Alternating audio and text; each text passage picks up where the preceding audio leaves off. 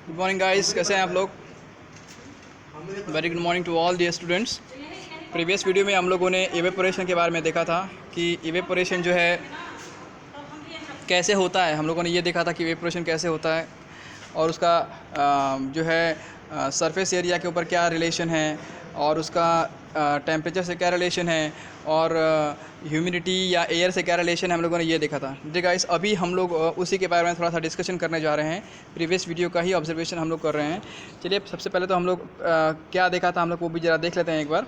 Activity 1.14 में हम लोगों ने क्या किया था, 5 ml ऑफ वाटर लिया था टेस्ट ट्यूब में और फिर उसको जो है एक विंडो के पास रख दिया था। विंडो के पास रखने के बाद हम लोगों ने ये ऑब्जर्वेशन किया था कि हाँ भाई, वो कितने दिनों के बाद वो वहाँ से एयर वहाँ से मतलब कितने दिनों के बाद वो वाटर। फिर उसके बाद हम लोगों ने क्या किया था, एक चाइना डिश लिया था। चाइना डिश में भी हम लोगों ने क्या किया था कि वाटर रखा था, वाटर सैंपल रखा था और हम लोगों ने ये देखना चाहा था कि उसका क्या इफ़ेक्ट होता है, मतलब क्या वो उसका भी इवेपोरेशन होता है कि नहीं होता है। और फिर तीसरा एक्सपेरिमेंट मतलब तीसरा जो प्रोसेस हम लोगों ने इसमें ये किया था कि देखिए ज़रा यहाँ पे लिखा हुआ है ऊपर में, देखिए हम लोगों ने ये किया था कि फिर से एक वही चाइना डिश लेंगे, उसमें वाटर भर देंगे और वाटर भरने के बाद उसको जो है कबर्ड में या अलमीरा में रख देंगे और फिर हमको ये देखना था कि कितने दिनों के बाद उसमें से ये वाटर जो है वो इवेपोरेट हो जाता है। तो हम लोगों को क्या इसमें देखना था, देखिए यहाँ पे लिखा हुआ है, कुछ क्वेश्चन पूछा हुआ है। क्वेश्चन में क्या पूछा हुआ है, देखिए लास्ट पॉइंट जो है यहाँ पे लिखा हुआ है। लास्ट पॉइंट में लिखा हुआ है that what do you infer about the effect of the temperature. Temperature का क्या इफेक्ट होता है हमको ये देखना है और देखना है कि सरफेस एरिया का क्या इफेक्ट होता है और ये भी देखना है कि विंड की वेलोसिटी का क्या इफेक्ट होता है। ठीक है, हमको इतनी सारी बातों को यहाँ पे देखना है कि क्या होता है। ठीक है, तो उसी का हम ऑब्जर्वेशन यहाँ करने जा रहे हैं। चलिए देखिए, आपके सामने ऑब्जर्वेशन लिखा हुआ है और हम ऑब्जर्वेशन को पढ़ने जा रहे हैं। ठीक है गाइज, तो now get ready for that. The first point यहाँ पे लिखा हुआ है आपके स्क्रीन पर, on increase of surface area. अगर हम लोगों ने सरफेस एरिया को बढ़ा दिया तो क्या इफेक्ट होगा, हमको यही देखना है।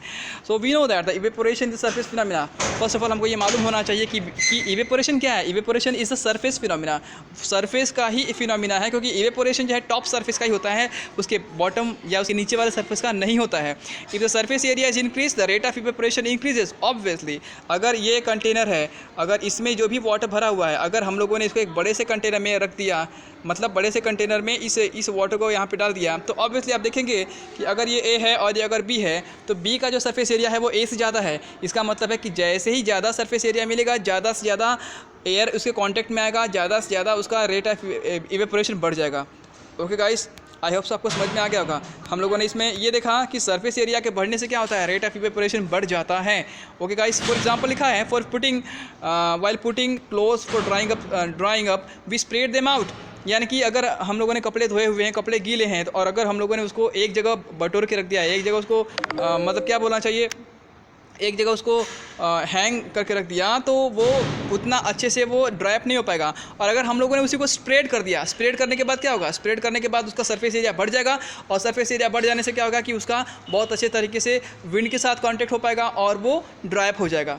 ठीक है, तो इस तरीके से हम लोगों ने ये देखा कि सरफेस एरिया के बढ़ने से क्या होता है, सरफेस एरिया के बढ़ने से डेफिनेटली रेट ऑफ इवेपोरेशन भी बढ़ जाता है। चलिए सेकंड पॉइंट देखते हैं, and increase of the temperature. Temperature का क्या रोल है। All of us familiar that with the increase of the temperature, more number of particles get enough kinetic energy to go into the vapor state. इसका ये मतलब हुआ कि अगर हम लोगों ने टेम्परेचर प्रोवाइड किया अधिक, यानी कि रूम टेम्परेचर से इसका टेम्परेचर बढ़ा दिया, तो उस केस में क्या होगा कि मॉलिक्यूल के पास काइनेटिक एनर्जी बढ़ जाएगी। और अगर मॉलिक्यूल के पास काइनेटिक एनर्जी बढ़ जाएगी तो डेफिनेटली क्या करेगा, वो काइनेटिक एनर्जी का यूज़ करके वहाँ से मूव करना चाहेगा। It means rate of evaporation get increases. डीएस, आपको ये पता है कि अगर जैसे कि विंटर के समय में क्या होता है कि विंटर के समय में नदियों का पानी, कुओं का पानी, नालों का पानी एंड जो भी है वो बढ़ जाता है, वो बढ़ने लगता है क्योंकि टेम्परेचर में कमी आती है। But as soon as the temperature will rises, यानी कि समर वेकेशन की बात हो रही है, वेकेशन नहीं समर डेज की बात हो रही है, तो उस केस में क्या होगा कि जैसे ही रूम टेम्परेचर से टेम्परेचर बढ़ने लगता है तो वहाँ पे रेट ऑफ इवेपोरेशन बढ़ जाता है। और हम लोगों ने देखा है कि नदियों का पानी, कुओं का पानी, ये तालाब का पानी जो है वो कम होने लगता है। क्यों? क्योंकि भाई वहाँ पे टेम्परेचर बढ़ जाता है। टेम्परेचर के बढ़ने के कारण क्या होगा कि इवेपोरेशन का रेट बढ़ जाता है। Why? Due to the increase in kinetic energy. चलिए थर्ड पॉइंट देखते हैं, due to decrease in the humidity क्या होता है। What do you mean by humidity. Humidity का मतलब होता है moisture. Simply we know that yes तो डिक्रीज इन ह्यूमिडिटी बोल रहा है, अगर ह्यूमिडिटी कम हो जाए तो क्या होगा? Humidity is the amount of water vapour present in the air, यहाँ पे लिखा हुआ है देखिए, जितना एयर में वाटर वेपर प्रेजेंट होता है that is called as humidity. The air around us cannot hold more than definite amount of water vapour at a given temperature, यानी कि पर्टिकुलर गिवन टेम्परेचर पे उस वाटर में कितना ज़्यादा अमाउंट ऑफ मतलब वाटर वेपर प्रेजेंट रहता है that is called as humidity. अब डेफिनेटली अगर बाहर का टेम्परेचर कम रहेगा, अगर सराउंडिंग का टेम्परेचर कम रहेगा तो वहाँ पे ज़्यादा से ज़्यादा एयर ऑक्यूपाई कर पाएगा क्या? वाटर को। अब अगर इस कंडीशन में अगर टेम्परेचर भी कम है, ह्यूमिडिटी बढ़ जाएगी, तो क्या आपको लगता है कि वो और ज़्यादा वाटर वेपर को होल्ड अप कर पाएगा? नहीं कर पाएगा ना, ऑब्वियसली। इसलिए ह्यूमिडिटी के बढ़ जाने से रेट ऑफ इवेपोरेशन कम हो जाता है, क्योंकि ऑलरेडी एयर में वाटर है, फिर वो वाटर कहाँ से गेन कर पाएगा? It's very easy to understand. So guys देखो लिखा हुआ है यहाँ पर, the air around us cannot hold more than definite amount of water vapour at a given temperature and if the amount of water in the air is already high the rate of evaporation obviously decreases. समझ में आ गया आप लोग को? Yes guys समझ में आ गया, very good. चलिए हम लोग आगे देखते हैं। यहाँ पर लास्ट एंड फोर्थ पॉइंट है यहाँ पे, an increase in the wind speed. हवा की स्पीड बढ़ने से क्या होगा? ऑब्वियसली आप जानते हैं कि एयर जितनी स्पीड से ब्लो करेगा उतनी स्पीड से वो क्या करेगा? वहाँ के वाटर को रिप्लेस करेगा। रिप्लेस करने का मतलब है कि वहाँ के वाटर को बाहर निकाल देगा in the form of water vapour. So it is common observation that cloth dry faster in the windy day with the increase in the wind speed the particle of water vapour move away with the wind, यानी कि wind के कारण वहाँ के जो water के जो particle है वो वहाँ से अवे चले जाते हैं, रेट ऑफ इवेपोरेशन बढ़ जाता है और कपड़े जल्दी से ड्राई अप हो जाते हैं। इस गाइस समझ में आ गया आपको? चलिए ठीक है, यहाँ तक हम लोगों ने पूरा ये टॉपिक क्लियर कर लिया है। ओके, अब एक क्वेश्चन दिखा हुआ है, how does evaporation causes cooling.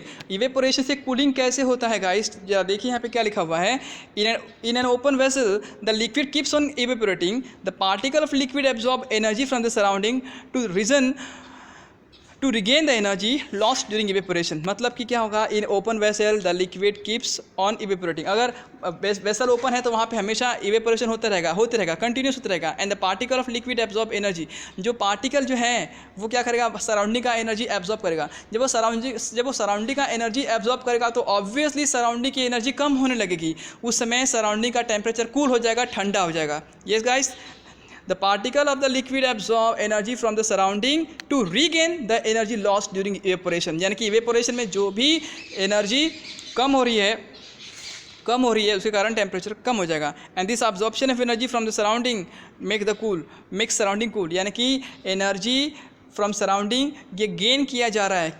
किसके कारण गेन किया जा रहा है? लिक्विड के कारण। तो लिक्विड अपना टेम्परेचर बढ़ाएगा मगर सराउंडिंग का तो टेम्परेचर कम हो जाएगा। तो इसका क्या मतलब हुआ कि इवेपोरेशन के कारण डेफिनेटली सराउंडिंग का टेम्परेचर कम होता है और वहाँ पे कूलिंग कंडीशन क्रिएट हो जाती है। Okay guys, I hope so आपको ये वीडियो पसंद आया होगा। अगर आपको ये वीडियो पसंद आया है और आपने इसको लाइक किया है तो प्लीज़ इसे शेयर कीजिए and please subscribe my YouTube channel. Thank you for watching this, thank you once again, thank you.